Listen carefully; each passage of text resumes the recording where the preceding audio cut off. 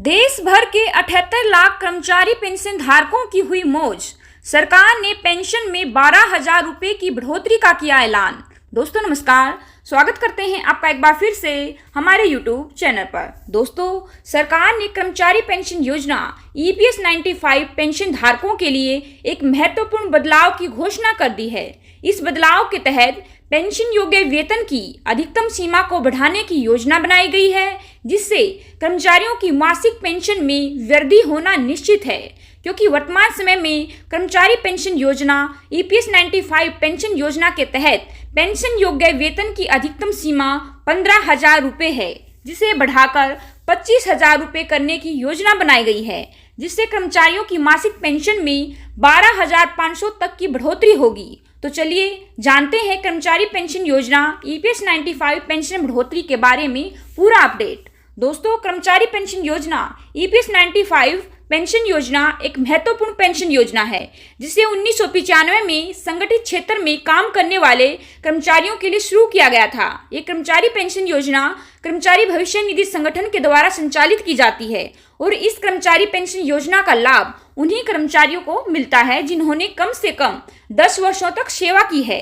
कर्मचारी पेंशन योजना के तहत कर्मचारी के वेतन का 12% उसके PF खाते में जाता है, जबकि नियोक्ता भी समान मात्रा में योगदान करता है। इस योगदान का एक हिस्सा जो 8.33% होता है पेंशन फंड में जमा होता है, जिससे कर्मचारी की पेंशन राशि तय की जाती है। वर्तमान समय की अगर हम बात करें तो पेंशन की गणना वर्तमान समय में कर्मचारी के अंतिम 60 महीनों के औसत वेतन पर की जाती है। उदाहरण के लिए, अगर आपकी मासिक सैलरी 15,000 रुपये है और आपने 35 साल तक सेवा दी है तो आपकी मासिक पेंशन 7500 रुपये होगी। गणना का फॉर्मूला कुछ इस प्रकार से है कि जो आपकी मासिक पेंशन होती है वो पेंशन योग्य जो भी वेतन है उसको आपकी सेवा की अवधि से मल्टीप्लाई करके उसको 70 से डिवाइड कर दिया जाता है। लेकिन अगर पेंशन योग्य वेतन को बढ़ाकर 25,000 रुपये किया जाता है तो आपकी पेंशन भी बढ़कर 12,500 रुपये हो जाएगी। दोस्तों, ये बदलाव कर्मचारियों के लिए एक बड़ी राहत साबित होगा, खासकर उन लोगों के लिए जिन्होंने लंबी अवधि तक सेवा दी है। कई श्रमिक संघों की मांग है कि पेंशन योग्य वेतन की अधिकतम सीमा को 15,000 रुपये से बढ़ाकर 25,000 रुपये किया जाए। ऐसा इसलिए क्योंकि वर्तमान आर्थिक स्थिति में 15,000 रुपये की सीमा कर्मचारियों की जरूरतों को पूरा कर पाने में असमर्थ है। इस प्रस्ताव को वित्त मंत्रालय के पास भेज दिया गया है दोस्तों, जहां पर इसके ऊपर विचार किया जा रहा है। अगर इसे मंजूरी मिलती है तो लाखों पेंशन धारकों को इसका सीधा सीधा लाभ होगा। हमने कल भी आपको बताया था कि कर्मचारी संगठन ने EPS 95 पेंशन धारकों की पेंशन को 7500 रुपये प्रति महीना करने के लिए वित्त मंत्री जी से मुलाकात की और वित्त मंत्री जी ने आश्वासन भी दिया है कि पेंशन धारकों की पेंशन में बढ़ोतरी की जाएगी। पेंशन को 7500 रुपये प्रति महीना किया जाएगा और साथ ही में महंगाई भत्ता और मेडिकल सुविधाएं भी उनको प्रदान की जाएंगी। इसी बीच ये प्रस्ताव भी उनके पास भेज दिया गया है।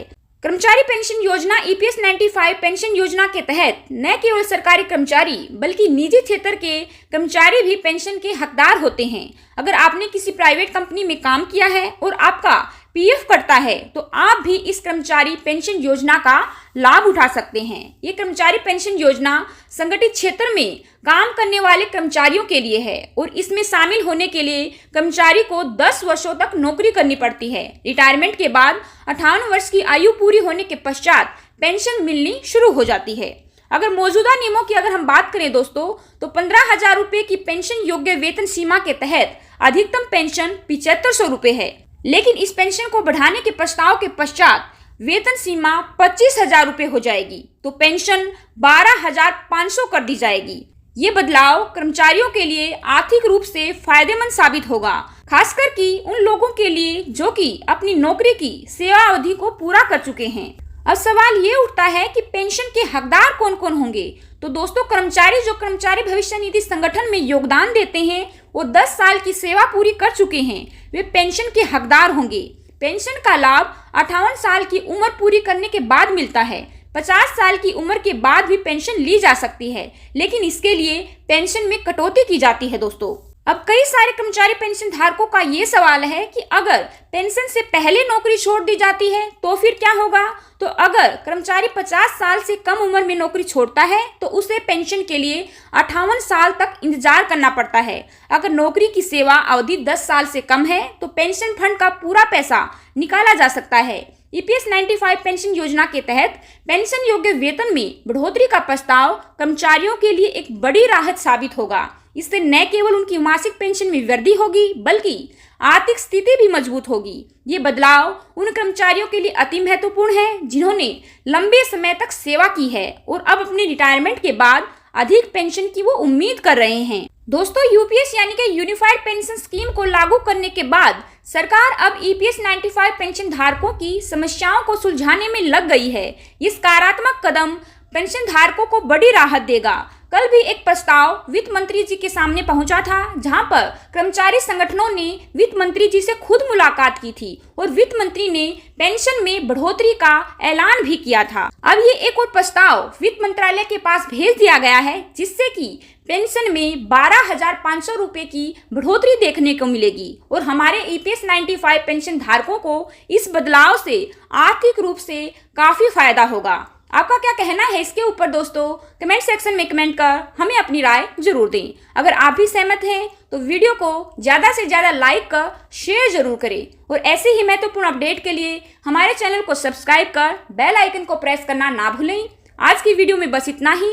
जल्द ही हाजिर होंगे एक नई वीडियो के साथ। तब तक के लिए बने रहें हमारे साथ। धन्यवाद। जय हिंद, जय भारत।